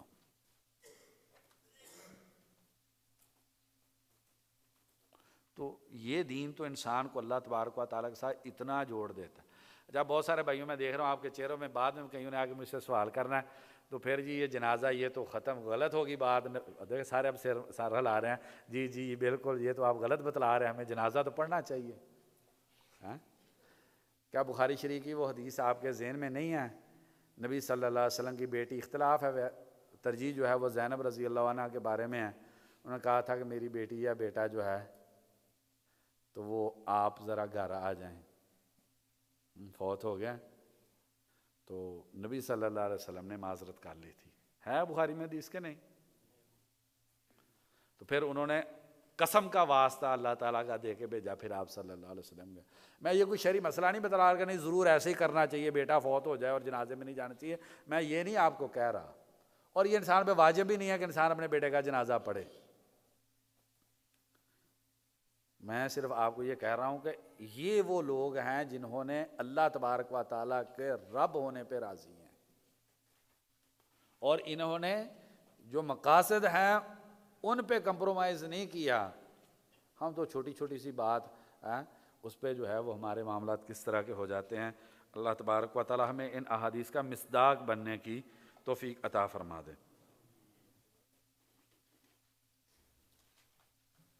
جی أحسن الله إليكم. قال رحمه الله تبارك وتعالى: باب ما يحذر من زهرة الدنيا والتنافس فيها.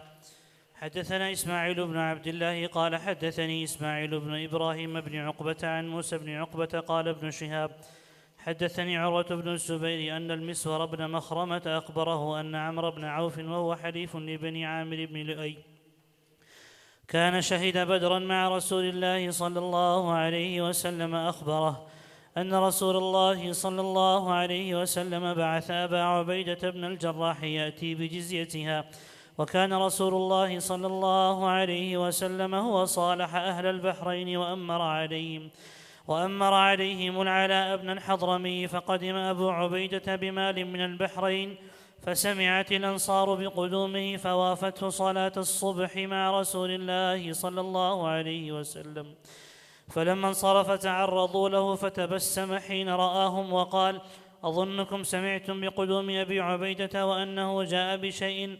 قالوا: أجل يا رسول الله. قال: فأبشروا وأملوا ما يسركم، فوالله ما الفقر أخشى عليكم، ولكن أخشى عليكم أن تبسط عليكم الدنيا كما بسطت على من كان قبلكم، فتنافسوها كما تنافسوها، وتلهيكم كما ألهتهم. حدثنا قتيبة بن سعيد قال حدثنا الليث عن يزيد بن أبي حبيب عن أبي الخير عن عقبة بن عامر أن رسول الله صلى الله عليه وسلم خرج يوما فصلى على أهل أحد صلاته على الميت، ثم انصرف إلى المنبر فقال: إني فرطكم وأنا شهيد عليكم، وإني والله لأنظر إلى حوض الآن، وإني قد أعطيت مفاتيح خزائن الأرض أو مفاتيح الأرض، وإني والله ما أخاف عليكم أن تشركوا بعدي ولكني أخاف عليكم أن تنافسوا فيها. حدثنا إسماعيل قال حدثني مالك عن زيد بن أسلم عن عطاء بن يسار عن أبي سعيد قال قال رسول الله صلى الله عليه وسلم: إن أكثر ما أخاف عليكم ما يخرج الله لكم من بركات الأرض. قيل: وما بركات الأرض؟ قال: زهرة الدنيا. فقال له رجل: هل يأتي الخير بالشر؟ فصمت النبي صلى الله عليه وسلم حتى ظننا أنه ينزل عليه، ثم جعل يمسح عن جبينه فقال: أين السائل؟ قال: أنا. قال أبو سعيد: لقد حمدناه حين طلع ذلك. قال: لا يأتي الخير إلا بالخير، إن هذا المال خضرة حلوة، وإن كلما أنبت الربيع يقتل حبطا أو يلم إلا آكلة الخضرة، أكلت حتى إذا امتدت خاصرتاها استقبلت الشمس فاجترت وثلطت وبالت، ثم عادت فأكلت، وإن هذا المال حلوة، من أخذه بحقه ووضعه في حقه فنعم المعونته، ومن أخذه بغير حقه كان كالذي يأكل ولا يشبع. حدثني محمد بن ٹھیک ہے جی. اس نے باب ما یحذر من زہرۃ الدنیا، جو ڈرایا گیا ہے دنیا کی رنگینی کے حوالے سے، والتنافس فیہا، اور دنیا میں مقابلہ کرنے سے. نبی صلی اللہ علیہ وسلم نے ہمیں دنیا کی رنگینی کو پسند کرنے سے منع کیا ہے، اور اس حوالے سے مقابلہ کرنے سے نبی اکرم صلی اللہ علیہ وسلم نے ہمیں روکا ہے. تو بحرین کا جو جزیہ ابو عبیدہ رضی اللہ عنہ لے کر آئے، اور صبح کی نماز ہوئی، آپ صلی اللہ علیہ وسلم جب نماز ختم کی تو تعرضوا لہ، تو صحابہ جیسے ہم کہتے ہیں نا آنے بہانے سے سامنے آ جانا، تھوڑا سا سامنے آئے تاکہ ذہن کے اندر آ جائے اس کو بھی دینا ہے. تو آپ صلی اللہ علیہ وسلم مسکرائے جب دیکھا، اور کہا کہ میرے خیال میں تمہیں پتہ چل گیا ہے، خوش ہو جاؤ اور امید رکھو جو تمہیں خوش کر دے گا. پھر فرمایا فواللہ ما الفقر اخشى علیکم ولکن اخشى علیکم ان تبسط علیکم الدنیا. اللہ کی قسم ہے مجھے تمہاری فقیری کے بارے میں کوئی ڈر نہیں ہے. کل ایک بات ہوئی تھی، پورے قرآن مجید میں اللہ تبارک و تعالیٰ نے پیسے کی تو مذمت کی ہے کئی جگہ پہ، فقیری کی پورے قرآن مجید میں ایک بھی جگہ پر مذمت نہیں کی. مثلا وَإِذَا أَرَدْنَا أَن نُهْلِكَ قَرْيَةً أَمَرْنَا مُتْرَفِيهَا فَفَسَقُوا فِيهَا فَحَقَّ عَلَيْهَا الْقَوْلُ فَدَمَّرْنَاهَا تَدْمِيرًا.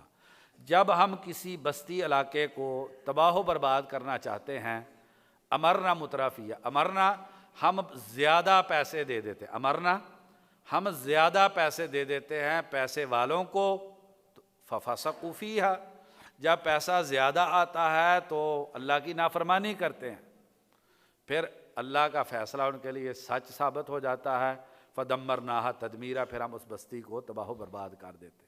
تو اس طرح کی اور بہت ساری آیات ہیں جن میں اللہ تبارک و تعالیٰ نے پیسے کی مذمت کی ہے.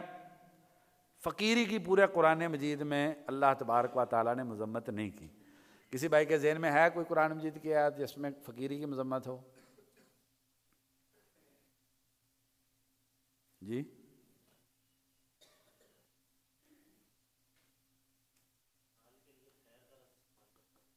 جی خیر تو ہے، اس حدیث میں بھی خیر ہے. آگے جو حدیث پڑھ رہے ہیں عبداللہ بھائی، تو اس کے لیے بھی خیر ہے. خیر ہونے کا انکار نہیں ہے مال کے. میں جس جی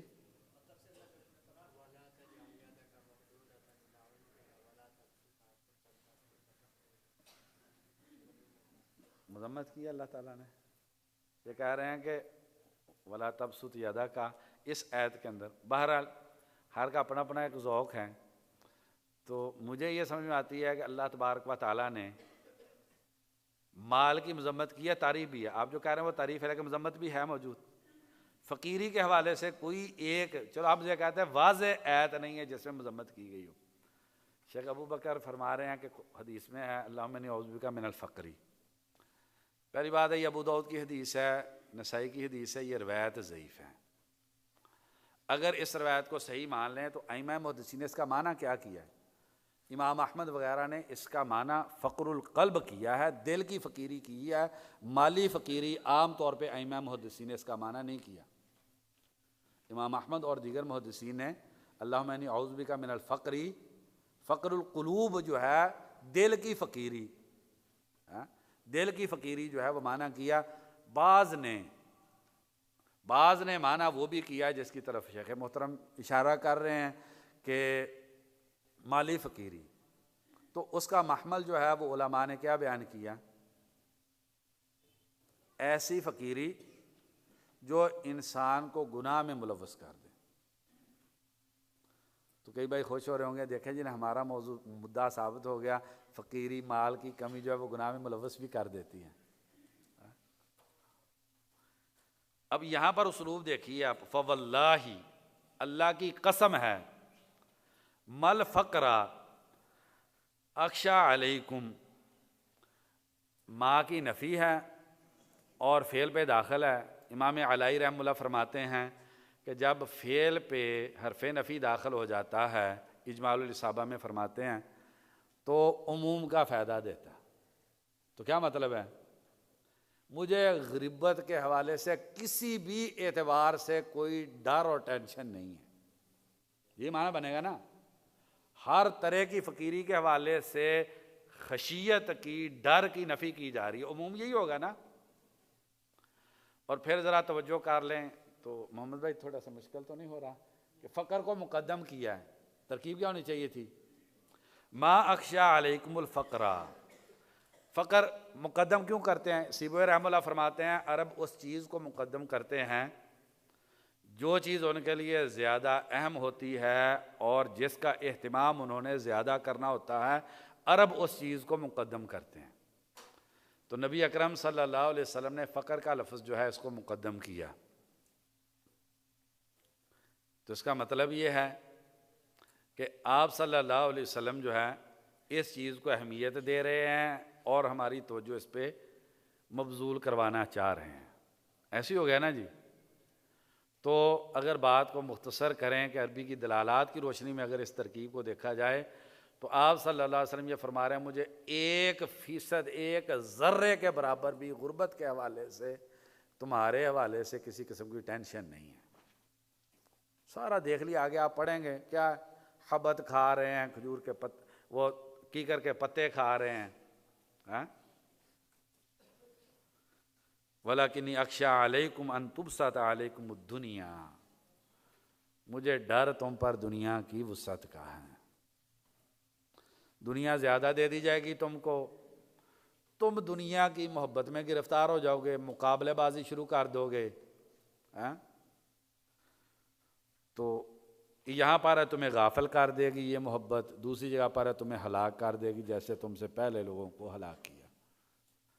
اب ایمانداری سے بتلائیے، اس حدیث کے بعد بھی اگر انسان اپنے دل میں پیسے کی محبت رکھتا ہے، دل کے اندر پیسے کی محبت رکھنا 100%، اگر 5 کروڑ فیصد کہا جائے تو جرم اور گناہ ہے۔ پیسے کی محبت آدمی رکھ نہیں سکتا۔ آگے جو اس کے اندر امام بخاری نے 7 احادیث ذکر کی ہیں، اگر 7 احادیث انشاءاللہ ہم پڑھ لیں گے تو اس میں بات واضح ہو جائے گی۔ جب بھی پیسے کی محبت دل کے اندر رکھیں گے تو اس کا نقصان ہوگا اور اس سے آپ کے لیے کوئی فائدہ نہیں ہے۔ کل بھی بات ہوئی تھی ہماری، پیسہ رکھنا جرم نہیں ہے، پیسہ رکھنا جرم نہیں ہے، لیکن کدھر رکھنا ہے؟ ہاتھ میں۔ پیسہ ہاتھ میں رکھنا ہے، ہاتھ میں پیسہ ہو دل میں پیسہ نہ ہو تو جرم نہیں ہے۔ شیخ بن باز رحمہ اللہ کی سیرت پہ ایک کتاب بتائی تھی، انعامات ہیں جی، وہ کہتے لیتے ہی نہیں ہیں، یہ واپس لے گئے انعامات جی۔ شیخ ابن باز رحمہ اللہ کی سیرت پہ ایک کتاب بتائی تھی، کوئی نام کون بتائے گا بھائی اس کا؟ ورکے نیچے دیکھنا وہ پیچھے، انہوں نے یہ رحمہ والے تیز ہیں، انہیں پتہ ہے کتابوں کے علیحدہ یہ لکھتے ہیں نا جی۔ کیا نام ہے؟ جوانی بو آپ نے دیکھ لیا نا؟ جس نے دیکھا نہیں ہے، جسے یاد ہے. جی عبداللہ صاحب. جوانب من سیرت الامامی عبدالعزیز ابن باز کس کیا ہے؟ جی شریعہ بھائی محمد بن ابراہیم الحمد کی ہے. دیکھ رہے ہیں جی، ان کو انعام وغیرہ دے دیجیے گا پھر آپ کو بنا کے ترتیب. اس میں اتنے شیخ بن باز رحمہ اللہ کے واقعات ہیں، اتنے زیادہ واقعات ہیں، آدمی پریشان ہو جاتا ہے. ایک آدمی شیخ کے پاس آیا اور آ کے کہا مجھے تعاون کی ضرورت ہے. تو شیخ نے 3000 ریال کا چیک اس کو دے دیا. وہ گیا، اس نے ایک صفر اور ڈال دی، ساتھ 30,000 کر دیا. بینک میں گیا، بینک والوں کو تھوڑا سا صفر کے والے سے شبہ ہو گیا، شیخ کو کال لگا دی. شیخ یہ آیا ہے، ہمیں تھوڑا سا شک ہے اس چیک پہ، 30,000 ریال لکھا ہوا ہے. تو شیخ نے کہا کہ دے دیں 30,000. کسی نے کہا شیخ کو، اس نے زیادتی کی، آپ نے اس پہ احسان کیا، اس نے ایک صفر اور ڈال دیا. تو کہہ رہے زیادتی ہم سے ہوئی، اس کی ضرورت 30,000 ریال کی تھی، ہم نے 3,000 دے دیا تھا. ایسے واقعات ہیں شیخ بن باز رحمہ اللہ کے. کون ہیں؟ ہمیں ہمارے سازہ نے بتلایا، جو شیخ کے شاگرد تھے، ملک فہد رات کو بیس بدل کے آ کے شیخ کی ٹانگیں دبایا کرتے تھے. یہ ہے جو کل ہم بات کر رہے تھے، العلماء ملوک الملوک کی. ہم تو دنیا داروں کے ہم چاکر بنے ہوئے ہیں. ایک چور شیخ بن باز رحمہ اللہ گرمیوں میں طائف آ جاتے تھے، طائف میں تھے، وہ پاکستانی تھا. وہ چوری کرنے کے لیے گیا اور شیخ کو تھوڑی سی آہٹ تھا، جب پڑھ رہے تھوڑی سی آہٹ محسوس ہوئی. تو بعد میں خاموشی ہو گئی. تو وہ شور سے سنا. شیخ نے پوچھا کیا؟ انہوں نے کہا جی چور گھر میں گھس آیا تھا. کیا کیا تم نے؟ ہم نے پولیس کو پکڑا دیا. شیخ نے کہا فوراً اس کو نکلواؤ. اس کو بھئی کوئی مجبور ہوگا نا چوری کرنے ہے. کون چوری کرتا ہے؟ بلاؤ اس کو. کیا بھائی تمہاری ضرورت ہے؟ شیخ میرا یہ مسئلہ تھا، اس لیے میں چوری کرنے آیا تھا. کہا کہ اس کو یہ دے دو. شیخ بن باز رحمہ اللہ ہمارے سازہ بتلاتے ہیں، عمومی طور پر رات کا کھانا جو ہے وہ گھر کے دروازے کھول کے کھاتے تھے. اور پورے ریاض میں پتہ ہوتا تھا جو بھی شیخ کے گھر جا کے کھانا کھانا چاہے کھا سکتا ہے، کوئی پابندی نہیں. آپ ہم کر سکتے ہیں یہ؟ تو اس میں وزیر بھی چلے جاتے اور محنت مزدوری کرنے والے بھی چلے جاتے. کھانا ہے جو مرضی آ کے کھا لے. اور شیخ بن باز رحمہ اللہ کو اللہ تبارک تعالیٰ نے بہت زیادہ بصیرت دی تھی. تو ایک دن ایسے ہی اچانک غصے میں کہنے لگے، وہ محسوس کیا نا اب وزیر بھی بیٹھے ہوں تو ایسے کر کے. کل بھی ایک واقعہ سنایا نا شیخ بن باز رحمہ اللہ کا، بتائیں یار. تو انہیں تھوڑا سا محسوس ہوا یہ وزیر کچھ نہ ان کو ناگواری. وہ دیہاتی عربی پتہ نہیں آپ نے کھانا کھاتے، وہ ایسے نا بناتے ہیں، ایسے پنوں سے بناتے ہیں، ایسے کرتے کرتے پھر وہ عجیب طریقے سے منہ میں ایسے ڈالتے ہیں، ہمیں یعنی کہ وہ اچھا نہیں لگتا، اور پھر آواز عجیب سی آتی ہے. تو شیخ نے وہاں بلیاج وزرا وغیرہ، شیخ اونچی آواز سے کرخت لگے جب بولے جو میرے گھر میں موجود ہے میرا مہمان ہے، اور میرے مہمان کے کھانے کے کسی بھی انداز کے حوالے سے ناگواری گویا کہ وہ مجھ پر اعتراض ہے. ایسے ہی ایک مرتبہ وہ بادشاہ کے پاس تھے، تو میٹنگ ختم ہوئی، کھانے کے لیے لے جانے لگے. تو اب واقعہ شاید راہ بھائی کے ذہن میں ہو، وہ بائیں طرف جاتے تھے کھانے کے لیے، پہلے جب لے کے جاتے تو دائیں طرف لے کے جانے لگے. تو شیخ نے کہا ادھر. انہوں نے کہا شیخ آپ کے لیے کھانا ادھر لگا ہے. انہوں نے کہا جی یہ ادھر والا کھانا جس نے کھانا کھائے، میں تو ان لوگوں جو بائیں طرف بیٹھتے ہیں تو میں تو ادھر ہی کھانا میں تو ادھر ہی کھاتا ہوں روزانہ کھانا. یہ ہے کہ مال کی محبت نہیں ہونی چاہیے. پیسہ آپ جتنا مرضی کما لے، شریعت آپ کو منع نہیں کرتی، لیکن پیسہ ہاتھ میں ہونا چاہیے، پیسہ دل کے اندر نہیں ہونا چاہیے. شیخ بن باز رحمہ اللہ شیخ البانی رحمہ اللہ کو خرچہ بھیجتے. شیخ البانی رحمہ اللہ بہت غربت کی زندگی گزاری شیخ البانی رحمہ اللہ نے. اب کیا کمی تھی؟ شیخ البانی رحمہ اللہ کما نہیں سکتے تھے، اپاہج تھے، کیا تھا؟ تو ہر مہینے اپنے بھائی کو جتنے پیسے بھیجتے تھے خرچے کے لیے، اتنے ہی پیسے شیخ البانی رحمہ اللہ کو بھی شیخ بن باز رحمہ اللہ بھیجا کرتے تھے. اور شیخ پہ قرضہ، یعنی شیخ کا آپ تنخواہ دیکھیں کتنی ہوگی سعودیہ میں، اور شیخ پہ قرضہ ہی رہتا تھا۔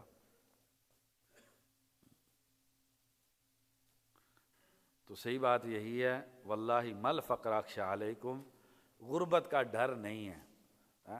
اب شیخ البانی رحمہ اللہ کی غربت کا عالم آپ دیکھ لیں کہ وہ کتاب کال بتائی تھی، کس کو آتا جی نام؟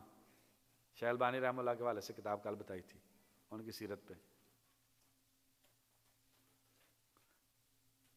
صحیح پڑھ رہے ہیں آپ ماشاءاللہ، یہ ورکے ماشاءاللہ وہ پلٹ رہے ہیں جی۔ محمد بن ابراہیم الشیبانی رحمہ اللہ، ان کو زندہ ہیں ابھی؟ کتابیں ہیں، بعد میں دے دیں گے محمد بھائی۔ تو اس میں انہوں نے ذکر کیا، شیخ البانی رحمہ اللہ نے ایسی غربت کی زندگی گزاری ہم سوچ نہیں سکتے۔ شیخ البانی رحمہ اللہ صرف عصر کے بعد گھڑیوں کا کام کرتے تھے، باقی اب پورا دن 1 روپیہ نہیں کماتے تھے۔ اور ایک دن سوچنے لگے یہ بھی 1.5-2 گھنٹے جو ہے میں گھڑیوں کے کام میں لگا دیتا ہوں، چلو جس طریقے سے بھی گزارا ہے زندگی گزار لیتے ہیں، اس میں تو میں کتنا حدیثوں کا کام کر سکتا ہوں۔ اور وہ عجیب داستان ہے شیخ البانی رحمہ اللہ کی۔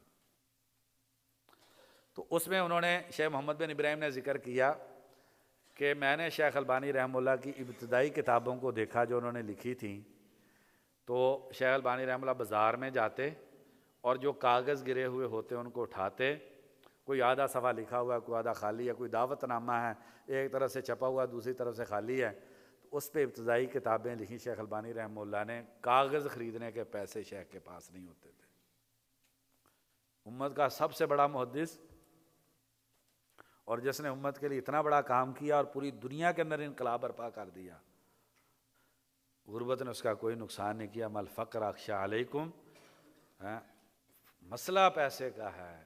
ایمانداری سے بتائیں ہمیں کس چیز نے برباد کیا؟ اب میں بہت سارے بھائیوں کو دیکھتا ہوں وہ عجیب طرح کے باہر رکھے ہوئے ہیں، کیا وجہ ہے؟ ہماری الٹی مانگے ہیں، کیا ہے؟ کچھ نہ کچھ تو دل کے اندر بیماری ہے نا۔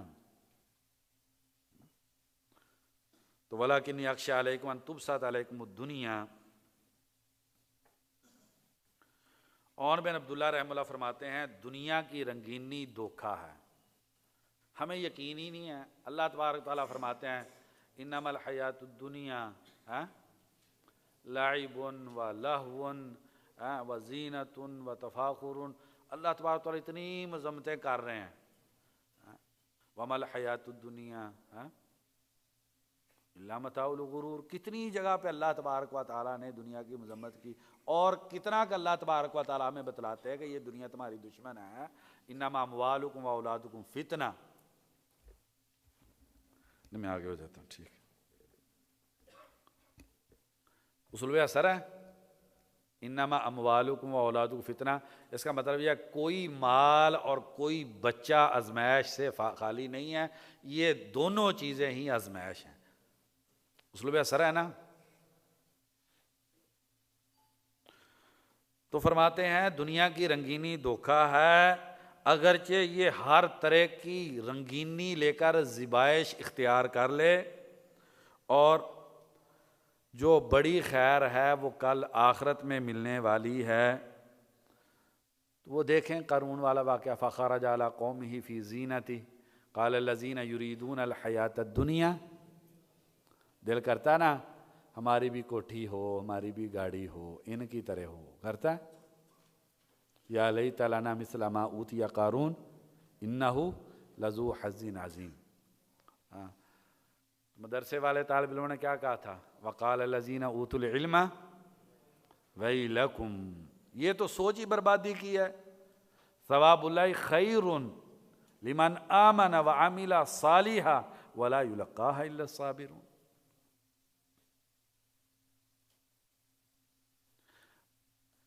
اب ہم وہ پہلے والے ہیں یا کہ دوسرے والے ہیں؟ قارون کے بارے میں سوچیں کہ اتنے خزانے ہیں کہ ان کو تالوں کو چابیاں لگانے کے لیے، جو تالے لگتے ہیں ان کی چابیاں اٹھانے کے لیے مردوں کی ایک مضبوط جماعت چاہیے ہوتی ہے۔ تو وہ کیسی ٹھاٹھ میں نکلتا ہوگا، کیا ہوتا ہوگا اس کا۔ تو اللہ تبارک و تعالیٰ نے تو ہم کو سب کچھ بتلا دیا ہے۔ اب اللہ تبارک و تعالیٰ نبی صلی اللہ علیہ وسلم کو بتلا رہے ہیں یہ تمہارے لیے ٹھیک نہیں ہے، المال والبنون زینت الحیات الدنیا والباقیات الصالحات، اللہ تبارک و تعالیٰ کہہ رہے ہیں ٹھیک ہے یہ دنیا کی رنگینی ہے، لیکن تمہارا تعلق باقیات الصالحات سے ہونا چاہیے۔ آگے امام بخاری رحمہ اللہ یہ باب آنے کہ باب فضل الفقری، یہ باب ہے بخاری میں کتاب الرقاق میں، فقر کی فضیلت کا باب۔ تو دنیا، نبی صلی اللہ علیہ وسلم ہمیں جو طریقہ کار دے گئے ہیں، بالاختصار اگر کہیں دنیا بقدر ضرورت اور بقیہ سب کچھ دین کے لیے، جتنی نیچے سے نیچے لو سٹینڈرڈ نہیں جی، اوپر ہونا چاہیے۔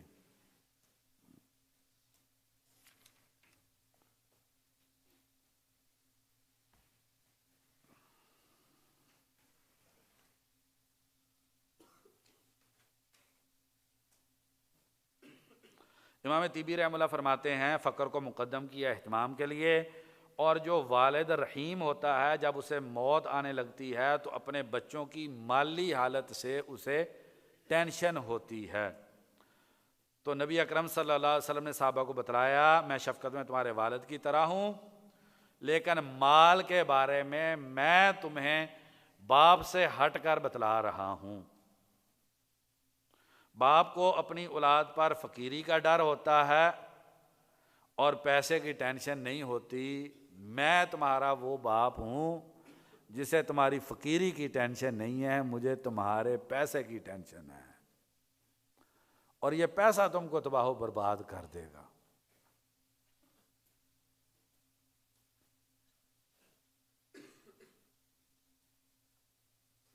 دوسری حدیث جو ہے، آپ صلی اللہ علیہ وسلم نے اہل احد پہ نماز جو ہے نماز جنازہ پڑھی۔ اب ذرا احد کا واقعہ دیکھ لیں، 45 منٹ تک ہے جی۔ مسلم شریف کی حدیث سے آپ صلی اللہ علیہ وسلم نے 50 تیر اندازوں کو مقرر کر دیا جبل رمات پہ۔ عبداللہ بن جبیر رضی اللہ عنہ کو ان کا سپہ سالار بنا دیا اور کہا اگر تم دیکھو پرندے ہماری لاشوں کو نوچ رہے ہیں، تم نے اس جگہ کو نہیں چھوڑنا حتی ارسل الیکم، اور اگر تم دیکھو کہ ہم نے مخالف قوم کو شکست دے دی ہے تو نیچے نہیں اترنا حتی ارسل الیکم۔ جنگ شروع ہوئی، اللہ تعالیٰ نے فتح دے دی، صحابہ نے اپنی آنکھوں سے دیکھا، جو اس مسلم کی حدیث میں ہے کہ مشرکوں کی عورتوں کی پنڈلیاں ننگی تھیں اور ڈر کے مارے دوڑ رہی تھیں، تو صحابہ کرام نے دیکھا کہ معاملہ ختم ہو گیا۔ اب اوپر بحث یہ ہوئی ہے کہ نیچے چلتے ہیں، تو سپہ سالار نے منع کیا، نہیں نیچے جانا، نبی صلی اللہ علیہ وسلم نے منع کیا تھا۔ 35 صحابہ کرام نیچے اتر آئے۔ کس وجہ سے نیچے آئے گئے تھے؟ مال غنیمت۔ اگر صحابہ ان کے ساتھ یہ معاملہ مال غنیمت کی وجہ سے آپ صلی اللہ علیہ وسلم کا ایک فرمان چھوڑ دیا تو نتیجہ کیا نکلا ہے؟ 70 صحابہ کرام کی لاشیں جو ہے وہ میدان جنگ میں پڑی ہیں، آپ صلی اللہ علیہ وسلم بھی رو رہے ہیں اور سارے صحابہ رو رہے ہیں، اور احادیث کے مطالعے سے پتہ چلتا ہے نبی صلی اللہ علیہ وسلم کی زندگی میں سب سے سخت دن 2 آئے ہیں، ایک احد کا دن اور دوسرا طائف کا دن، اور سارے صحابہ زاروں قطار رو رہے ہیں۔ وجہ کیا بن گئی ہے؟ مال کی محبت نے نبی صلی اللہ علیہ وسلم کے ایک فرمان سے تھوڑا سا ادھر کر دیا، اور سزا اللہ تبارک تعالیٰ نے کیا دی ہے؟ فتح شکست کے اندر تبدیل ہو گئی ہے۔ 70 لاشیں میدان جنگ میں پڑی ہوئی ہیں، اور اس میں نبی صلی اللہ علیہ وسلم کے چچا حمزہ کی ہے، مصعب بن بہت عظیم جلیل و قدر صحابہ کرام، صرف مال کی محبت، ایک نافرمانی۔ اور میں نے ابن القیم رحمہ اللہ کا اس پہ پڑھا تبصرہ، حوالہ ذہن میں نہیں ابھی، رونگٹے کھڑے ہو گئے۔ کہتے ہیں شیطان کو ایک نافرمانی پہ اللہ تعالیٰ نے جنت سے نکال دیا، پکڑ کر لی نا، اور احد والوں کو ایک نافرمانی پہ اللہ تبارک و تعالیٰ نے کیا کہا یہ، اور اس طرح کئی انہوں نے واقعات ذکر کیے، ایک چیز پہ، ایک پہ تو ہمارے پاس کون سی گارنٹی ہے کہ ہماری وہ ایک غلطی جو ہے وہ ہمارے لیے جہنم کا ذریعہ نہیں بنے گی؟ اب صحابہ کرام سے زیادہ تو پاکیزہ کوئی نہیں نہ ہو سکتا، اسے یہ نہیں ہم نے دلیل لے لینی، دیکھیں جی صحابہ کرام دنیا داری کر گئے تو لہٰذا وہ اتنے عظیم ہو گئے دنیا داری کر گئے، ہم بھی دنیا داری کر لیں، یہ غلط ذہنیت ہے۔ ہم اسی پہلو سے جیسے میں آپ کے سامنے بات کر رہا ہوں، کیا کہ تھوڑی سی دنیا کی بات ہے تو کیا کچھ ہو گیا۔ تو آپ صلی اللہ علیہ وسلم جو ہے وہ احد والوں کی پڑھ رہے تھے، ممبر پہ گئے، فرمایا یہ میں تمہارا فرط ہوں، اور آپ صلی اللہ علیہ وسلم کا ایک موضوع ہے، اب وقت نہیں ہے، کل بھی تھوڑی سی بات ہوئی تھی، آپ صلی اللہ علیہ وسلم کے جو موت اور جنازے اور ان کے آگے پیچھے کی جو نصیحتیں ہیں ان پہ غور کرنے کی ضرورت ہے۔ تو یہ احادیث اکٹھی کی جائیں اور ان پہ غور و فکر جو ہے وہ کیا جائے۔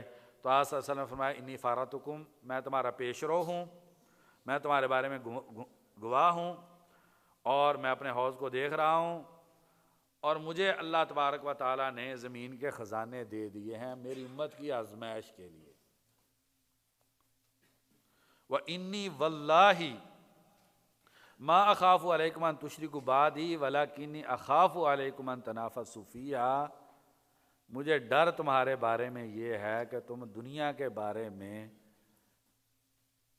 محبت کا شکار ہو جاؤ گے، اس میں مقابلے بازی شروع کر دو گے۔ اور آپ صلی اللہ علیہ وسلم نے حکم دیا، مسلم کی حدیث کال بھی بیان کی تھی، فَاتَّقُوا الدُّنْيَا وَاتَّقُوا النِّسَاءَ، نبی صاحب نے حکم دے رہے ہیں دنیا سے بچ جاؤ، اور ہم کہہ رہے ہیں ہم نے پورا زور لا کے کمانی ہے۔ ہمیں آپ صلی اللہ علیہ وسلم حکم دے رہے ہیں فَاتَّقُوا الدُّنْيَا، دنیا سے بچ جاؤ، وَاتَّقُوا النِّسَاءَ، عورتوں سے بچ جاؤ۔ ہم کہہ رہے ہیں ہمیں پورا زور لگانا ہے، اس دنیا کو گھر میں لانا ہے تاکہ ہم بھی برباد ہو جائیں اور ہماری نسلوں کا بھی جنازہ نکل جائے۔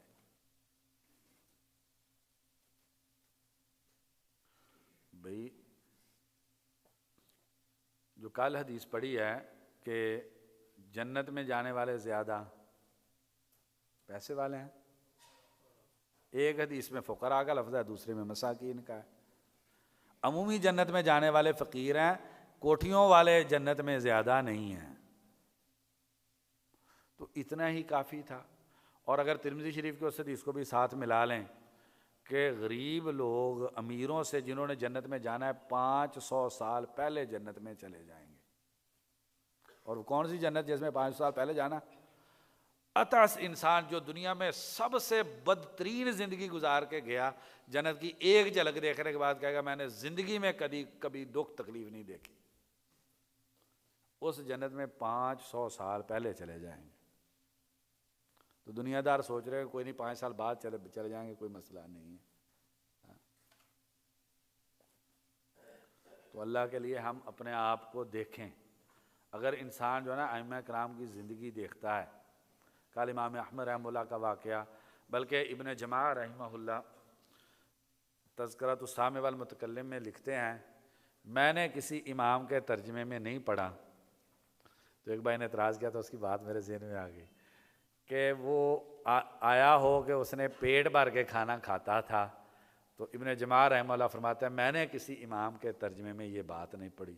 غربت، بھوک، بے ہوشی، یہ تو عمومی محدثین کا طرز عمل یہی ہے اور ان کی زندگی میں یہی ملتی ہے۔ وہ آپ ابن خزیمہ رحمہ اللہ وہ 4 ساتھیوں والا واقعہ دیکھ لیں، پڑھنے کے لیے گئے ہیں، سب کو ختم ہو گیا ہے وغیرہ، کتنے بے شمار واقعات ہیں۔ تو ایک بھائی مجھے کہہ رہے تھے کہ وہ امام نسائی رحمہ اللہ جو ہے نا وہ دیسی مرغے کھایا کرتے تھے روزانہ، وہ والی بات آپ ہمیں نہیں بتلاتے ہیں۔ تو امام نسائی رحمہ اللہ ہمارے سر کا تاج ہیں، اللہ تبارک و تعالیٰ انہیں جنت الفردوس میں اعلیٰ مقام عطا فرمائے۔ میں نے یہ تو آپ کو کہا نہیں ہے کہ یہ حرام ہے کھانا، یہ میں نے آپ کو کہا تھا کہ نبی اکرم صلی اللہ علیہ وسلم، صحابہ کرام اور محدثین کا عمومی طریقہ کار کیا ہے۔ اب امام نسائی والی مثال جو ہے یہ زیادہ ہے محدثین میں یا بھوک والی زیادہ ہے؟ بھوک والی زیادہ، لیکن ہمیں پسند امام نسائی والی ہے. ہاں ایسے نا.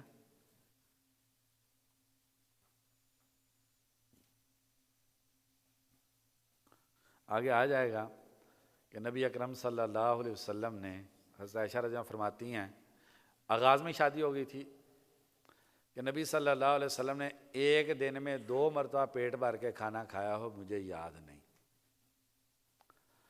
آپ صلی اللہ علیہ وسلم نے سیدنا انس رضی اللہ عنہ فرماتے ہیں کبھی نرم روٹی کھائی ہو جس کا وہ چھلنی سے اس کو چھان لیا گیا ہو تو مجھے یاد نہیں. وہ فرماتے ہیں آپ صلی اللہ علیہ وسلم نے کبھی وہ روٹی کھائی ہو.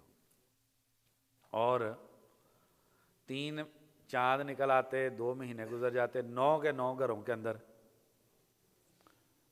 وقت جو ہے وہ ختم ہو رہا ہے. یہ پھر بات آپ صلی اللہ علیہ وسلم کی زندگی کی کریں گے، بات بہت لمبی ہو جائے گی.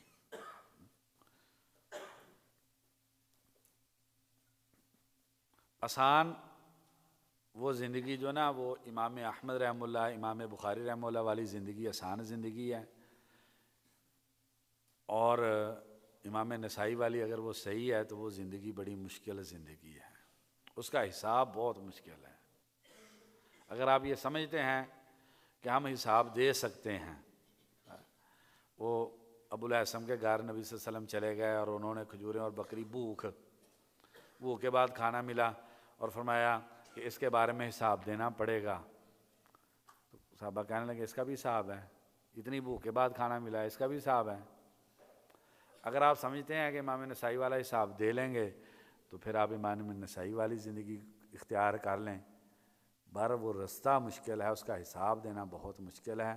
آسان رستہ یہی ہے کہ بھوک کاٹی جائے اور جو ہے وہ کم سے کم دنیا جو ہے اس کو حاصل کیا جائے. اللہ تبارک و تعالیٰ سے دعا ہے اللہ تبارک و تعالیٰ ہمیں دین کی صحیح سمجھ عطا فرما دے اور اس کے مطابق زندگی گزارنے کی توفیق عطا فرما دے. سبحان ربک رب العزت عما یصفون وسلام علی المرسلین والحمد للہ رب العالمین.